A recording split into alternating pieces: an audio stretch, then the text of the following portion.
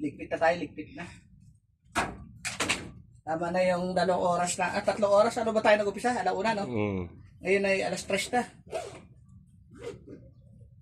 Eto paano, nakapaglibang-libang, tanggal kate. Tsaka, may pang-ulam tayo. Pampulutan pa. Dito lang to sa, sa Tagalog, sa kubo nung ito, yung kubo. Kubo nung kupare ko, sa bayaw niya.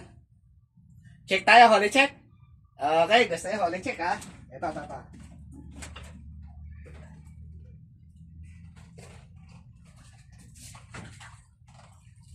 Wow!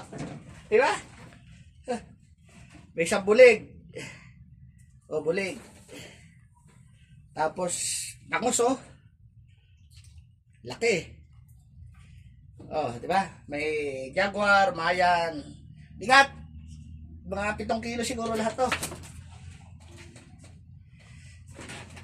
Ito yung 3 oras nating